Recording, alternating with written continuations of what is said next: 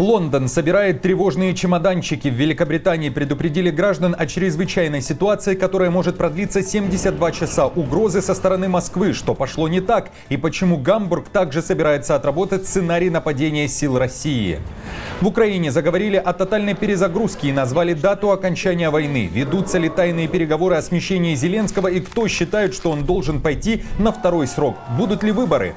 Трампу угрожают политическим убийством. Камень для Голиафа готов. Решающий месяц. Кто собирается объявить импичмент? Россия, Украина и США вновь за столом переговоров. Москва и Киев заявляют о новом диалоге. Когда и какие вопросы на столе? Армия приведена в боевую готовность и собирается ударить по соседним странам. Что известно о новом витке конфликта? Досмотрите. Всем привет, это «Время Прядку». Коротко, четко и по делу о том, о чем говорят в мире. Если вам есть что сказать, делитесь своими мыслями и отвечайте на мои вопросы в комментариях. За лайк и подписку буду особенно благодарен. Время начать.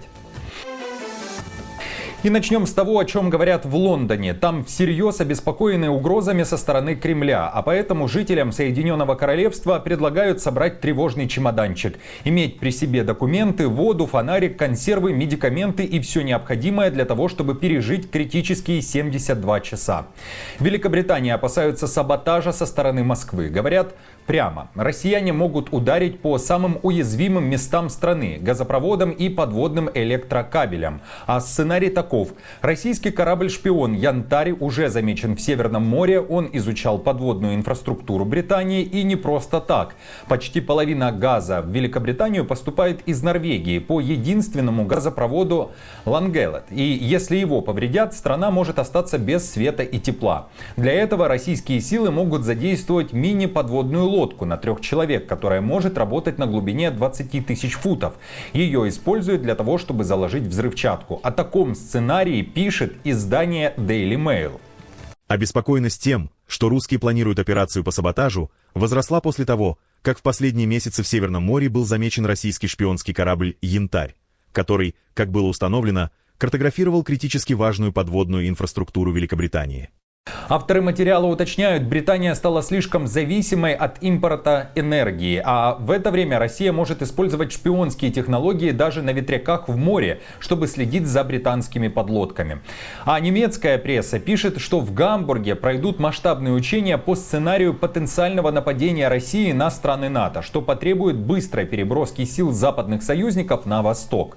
Гамбург выбран не случайно, как портовый город он будет играть очень важную роль как логистический центр для переброски сил на восточные границы Европы.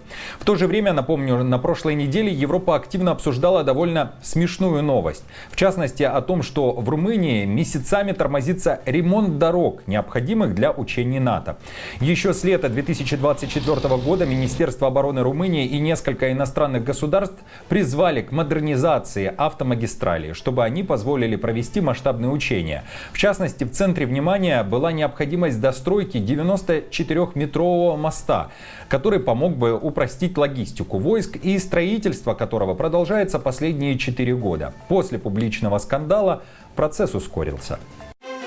Неделя переговоров. Представители и Украины, и России анонсируют новые контакты с представителями администрации Трампа уже в ближайшие дни. О том, что в США собирается прилететь делегация украинцев, несколько дней назад заявил министр финансов США Скотт Бессент, а о новом контакте между Москвой и Вашингтоном уже заявил спецпредставитель Путина Кирилл Дмитриев, который только на днях вернулся из Америки.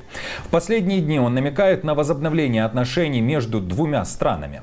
В рамках диалога Соединенные Штаты пытаются понять, где точки соприкосновения интересов США с интересами России. И мы видим начало уважительного, хорошего диалога. На повестке дня по-прежнему разговоры и переговоры о прекращении огня, и Киев и Москва публично обвиняют друг друга в срыве прежних договоренностей о ненанесении ударов по энергетическим объектам.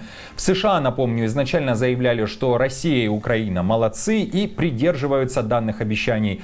А уже спустя время такие признали, перемирия нет. Трамп даже установил психологический дедлайн и отправил негласный намек Москве. Его терпение не безгранично и вот-вот может лопнуть. Госсекретарь Рубио говорил, что в течение нескольких недель станет ясно, собирается Путин завершать войну или нет. Если нет, то США скорректируют свое поведение, уверял Рубио. В то же время издание The Guardian называет визит Дмитриева в Вашингтон обманом России, а прием в Белом доме ключевого члена из близкого окружения Путина вызывает опасения по поводу приверженности Америки миру.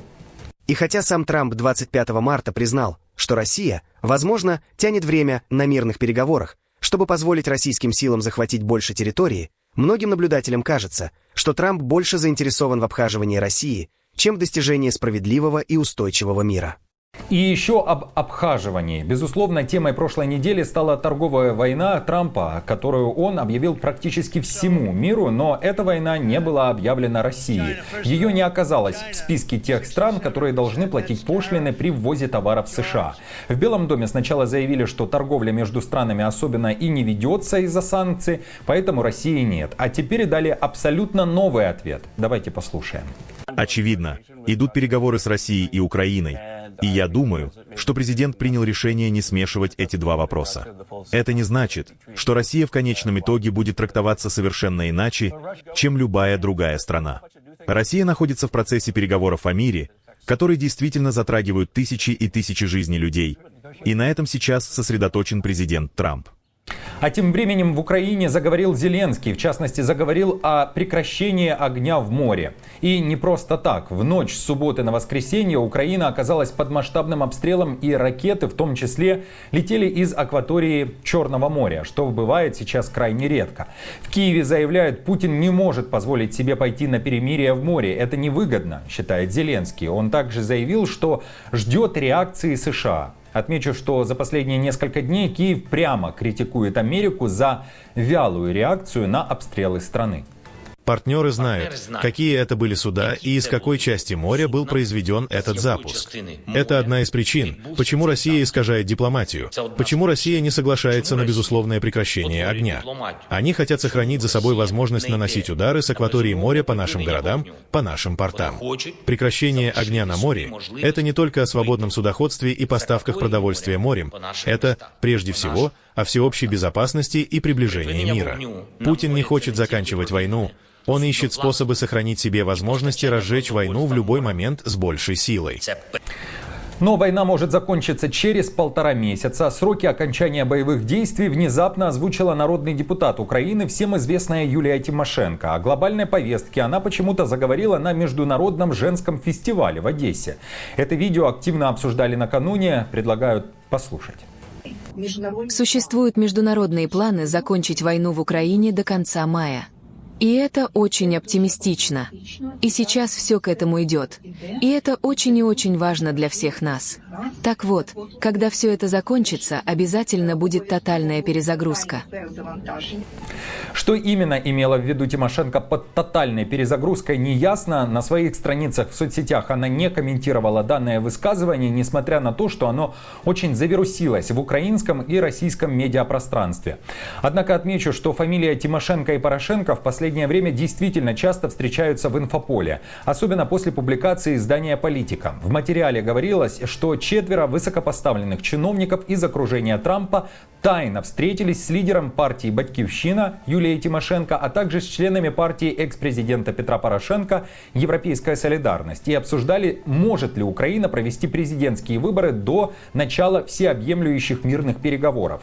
Как уточняли авторы материала, ссылаясь на свои источники, окружение Трампа рассчитывает на то, что Зеленский не сможет победить на выборах из-за усталости украинцев от войны и высокого уровня коррупции в стране. «Политика» также пишет, что по мнению сторонников Трампа, Тимошенко и Порошенко будут более склонны к компромиссам.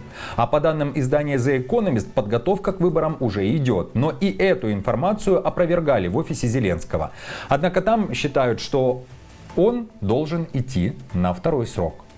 считает, что он должен идти на второй срок, безусловно, потому что он глубоко внутри войны и понимает, как из этой войны выходить. Но это его решение, он будет принимать решения, исходя из своего представления о том, что нужно делать дальше. Но еще раз подчеркиваю, моя позиция в этом неизменна. На протяжении всего этого времени я всегда говорю о том, что президент Зеленский должен идти на второй срок, и, соответственно, у него есть все шансы одержать победу, учитывая, насколько эффективно сегодня построено отношение Зеленского с внешним рынком, насколько эффективно сегодня и субъектно выглядит Украина с точки зрения, опять же, вот этих возможностей. Итак, что думаете о привилегированном отношении США к России? Почему Трамп не объявил ей торговую войну? А также, как вам заявление Тимошенко о тотальной перезагрузке? И также о том, что пишет мировая пресса о возможных выборах в Украине. Кто должен стать кандидатом? У кого сейчас есть шансы на победу? И стоит ли пускать во власть старых политиков, к тому же тех, которые сейчас находятся за границей, особенно в бегах? Напишите, пожалуйста, свое мнение в комментариях. Прошу вас также подписаться, чтобы не потеряться. Для алгоритмов YouTube это очень важно, как и для меня. Знаю, что многие из вас со мной ежедневно, но без подписки. Исправьте это, пожалуйста, и не забудьте нажать на колокольчик. Трампу готовы кинуть вызов и политически убить. На каждого Голиафа найдется свой Давид, и камень уже скоро может полететь в голову 47-му президенту США. На это намекает член Палаты представителей США от Техаса Эл Грин. Между ним и Трампом уже многие годы раскол, и сейчас, как и прежде, Эл Грин считает, что республиканец может не завершить свой новый срок по-хорошему. Яркую речь, которую сейчас разбирают на цитаты, конгрессмен произнес на антитрамповском митинге. Я хочу, чтобы президент Трамп знал, что я использую свой посох свободы, чтобы гордо донести послание, которое должно сказать ему: он может не завершить этот срок. И вот почему. Потому что вы сейчас сеете семена, которые могут привести к избранию Конгресса, у которого хватит смелости не только подать статьи об импичменте, но и объявить ему импичмент в 3-й раз. И нам нужен Сенат, который осудит его на этот раз. И я хочу, чтобы вы знали, от всего сердца я понимаю, что он Голиаф. Он контролирует генералов в армии. Он контролирует Министерство юстиции. Он контролирует республиканскую партию. Но, друзья мои, на каждого Голиафа найдется свой Давид. Давид уже есть. Грин заявил, что намерен предложить вынести президенту Трампу импичмент в течение ближайших 30 дней. Важно отметить, что сейчас США потрясли масштабные протесты, которые называют бунтом и переворотом. Они прошли фактически во всех штатах Америки и были направлены против политики Трампа и Илона Маска. Американские СМИ писали, что, судя по настроениям участников и масштабу недовольства, связанного с экономическими реформами, тарифами, увольнениями госслужащих и другими решениями администрации Трампа, протесты могли бы сохранять активность в течение длительного времени. Иран готовится к войне с США, а Америка готова бомбить Иран. Обстановка на Ближнем Востоке накалена до предела. Иран официально перевел свою армию в режим полной боевой готовности. Причина – прямые угрозы со стороны президента США Дональда Трампа. Тот требует от Тегерана полностью свернуть ядерную программу. В противном случае бомбардировки и новые санкции. Но это еще не все. Иран отправил жесткое предупреждение всем странам региона. Ирак, Кувейт, ОАЭ, Катар, Турция и Бахрейн получили сигнал. Если хоть кто-то из них позволит США использовать свое воздушное пространство или территорию для атаки на Иран, это автоматически будет считаться враждебным актом. Последствия обещают быть серьезными. То есть, если США начнут атаку, а соседние страны помогут им хотя бы логистикой, Иран может нанести удары и по ним. Трамп, напомню, настаивает на прямых переговорах с Ираном. Тегеран категорически против. Единственное исключение – тайные переговоры через Оман. А посредником может стать Россия. Отмечу, что сейчас в Вашингтоне с визитом премьер-министр Израиля Биньямин Нетаньяху. И эта встреча срочная. На повестке дня не только Иран, но и тарифы США против Израиля, а также ситуация в Газе и борьба Израиля с Международным уголовным судом. Новости за неделю собраны в плейлист. Переходите и смотрите. Если хотите, чтобы это видео увидело больше людей, поставьте лайк. А если у вас есть возможность поддержать канал, в описании есть информация о том, как это сделать. До встречи.